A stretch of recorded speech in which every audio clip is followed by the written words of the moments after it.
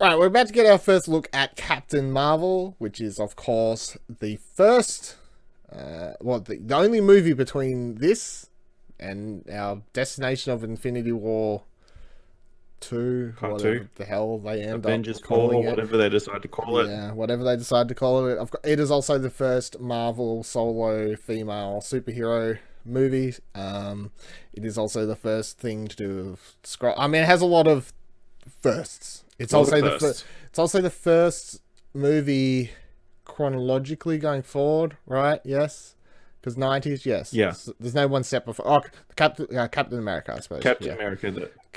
But the movie's terrible, so we forget it. So this is now the first. Oh, no. Chronological. It's not terrible. It's also the first movie that they've done that's set before, because most Marvel movies go in chronological timeline, right? This is the only one that's set before in a major way. Because Spider-Man Homecoming starts in the past, then catches back up to where the timeline was at in Marvel at the time. Ant-Man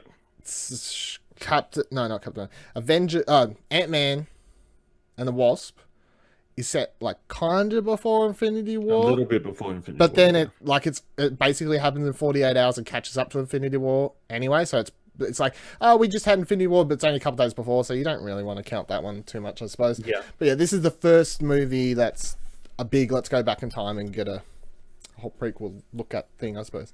Got the synopsis for me? Yep. Carol Danvers becomes one of the universe's most powerful heroes when Earth is caught in the middle of a galactic war between two alien races. Look, I hadn't heard the synopsis before, and all I'm going to say is that sounds like the most stereotypical, boring plot ever. Yep. I mean, doesn't that just sound like a million sci-fi movies? A character gets caught in a battle between alien races. I mean, you could change that to the humans get caught in an epic battle between the aliens and the predators, and you've got the plot for both Aliens v Predators and Aliens v Predators Requiem. It's true, though. The second one was going to be something else. All right. No, I am looking forward to checking out this. Do you know anything about Captain Marvel? I haven't. My comic history with Captain Marvel is very limited, and minimal. I would know enough to, I don't know, I can point around a picture. Well, I mean, I know her history and her original storyline in comics. And obviously it's a lot different in the current runs. They've changed the origin story. Her original origin story, there was a different Captain Marvel, and then the radioactive thing happens because that's how old comic heroes were fucking brought down the way. Yeah, and there's transfusion or something. And there's scrolls, and then she's good. But all right, let's watch the damn thing.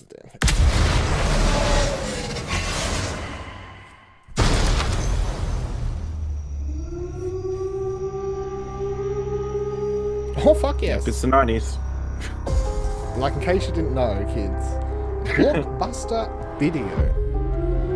VHS War is a universal language. And I know a renegade soldier when I see one. Never occurred to me that one might come from above.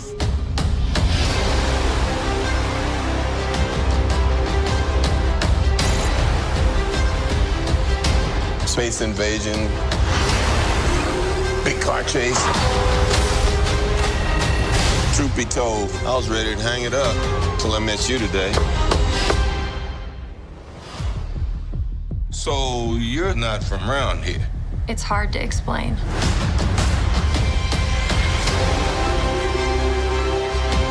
I keep having these memories. I see flashes. I think I had a life here. But I can't tell if it's real.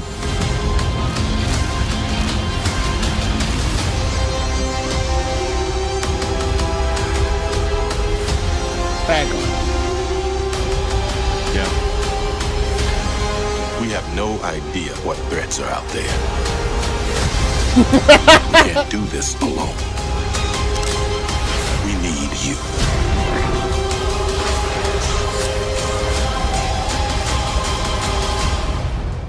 I'm not what you think I am.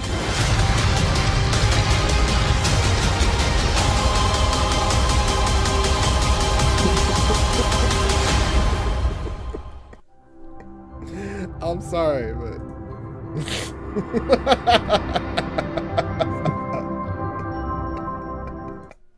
I mean, I know it's supposed to be a scroll or whatever, but fuck me.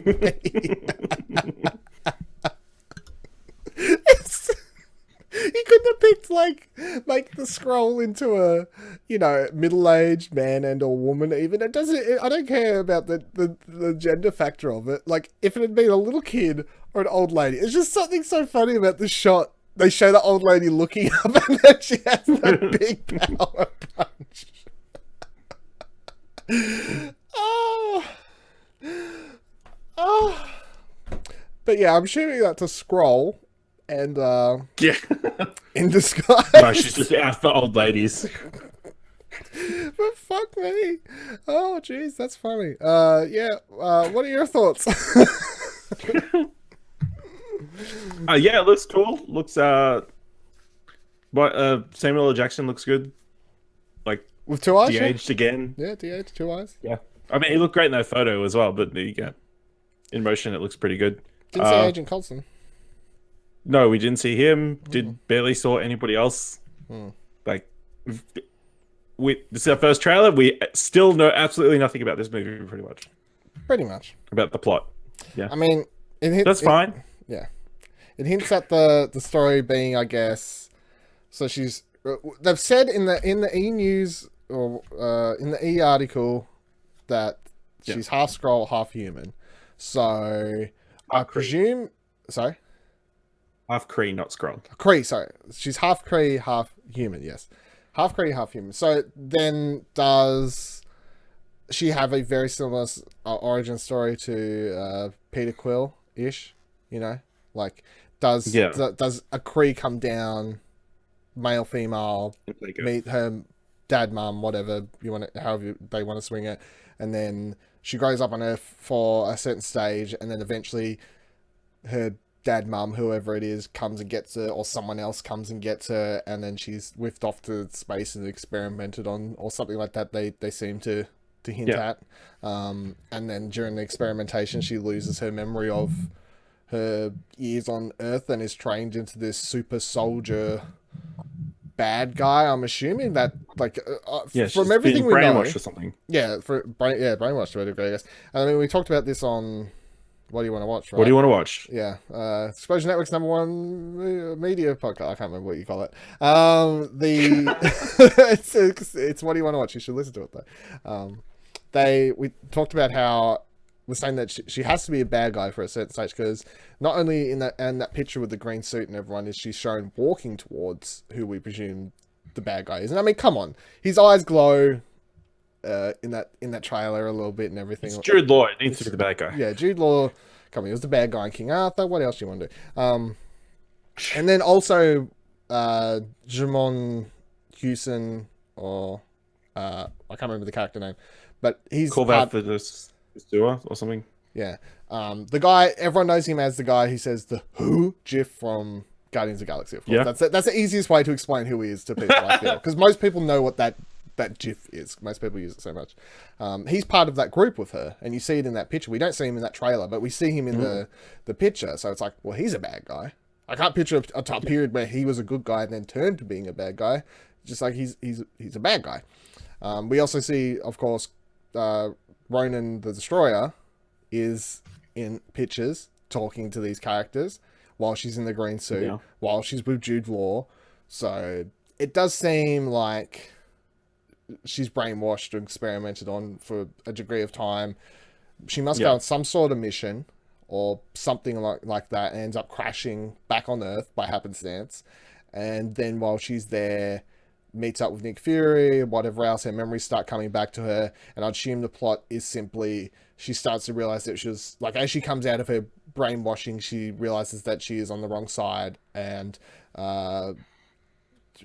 Kree invasion, whatever else is going on, and she switches sides, I guess. That's my guess. That's all I could take away from what we've got. Well, I'd say it's something like that, surely. Something along those sorts of lines. But and also the interesting thing about that trailer is we basically only see her in the green suit, which is the one that we first saw the set photo of.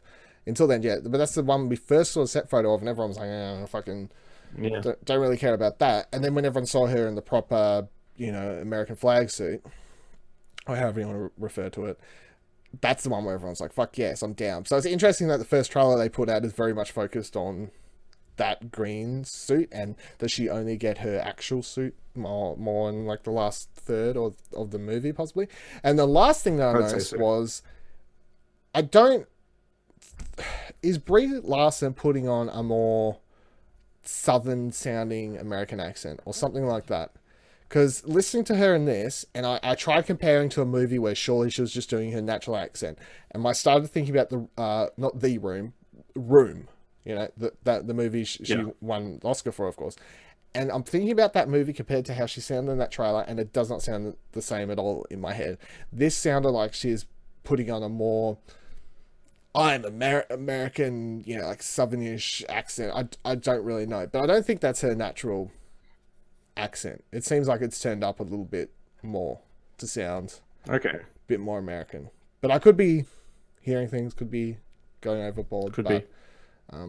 That's what I got from the one or two lines she says in it. She doesn't really say much, but it seemed off to me. And I would say if I could pull up the a line from The Room or something like that, because I'm thinking if you compare it to something like Scott Pilgrim or whatever, she's not doing. Well, she's doing a voice in Scott Pilgrim. She's doing a voice, yes. So that's why I was like, Room is surely. It's so hard not to say The Room. Room is surely the one where she has her most just natural voice from old movies. So I don't know. It was off. Maybe another trailer she sounds better. We will find out. Cherie says she doesn't like her voice, so mustn't just be me.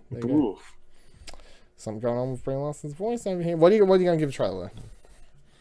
2 thumbs up, just for punching old ladies in the face.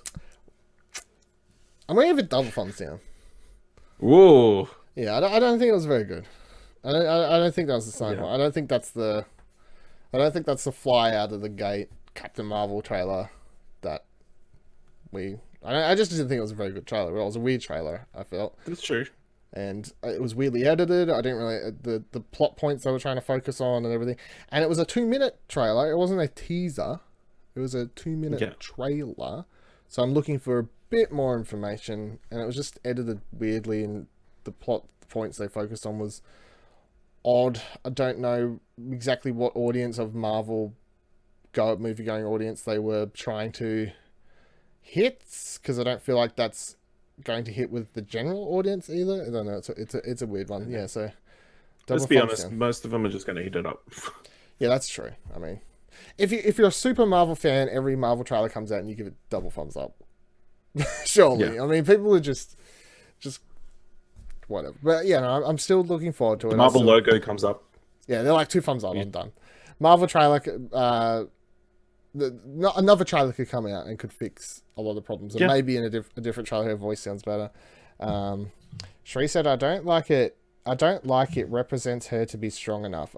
It wasn't a strong trailer. Yeah, she didn't. Well, I mean, what's the strongest thing you see her do? Punch an old lady? You see her like lighting up her arms to shoot stuff, but she is supposed to be. She enters the Marvel universe with the rest of the characters in Infinity War, and she's going to come onto the stage as supposedly, should be the strongest Marvel character. So, but do you watch this and you go, she's as strong, if not stronger than Thor. She's as strong, if not stronger than Hulk, Captain America. Whoever. You don't really watch. That is true. You don't really watch that and get that vibe, I guess. Missed opportunity. Ash is so bored of this trailer that he's tired. He's like, this trailer's put me to sleep. I can't handle it. Like, I'm so tired from watching all these trailers. So draining. So draining, yeah. But yeah, Captain Marvel. I would just say I'm looking more forward to hopefully getting a better trailer than. Yeah. But there you go. Hit that bell.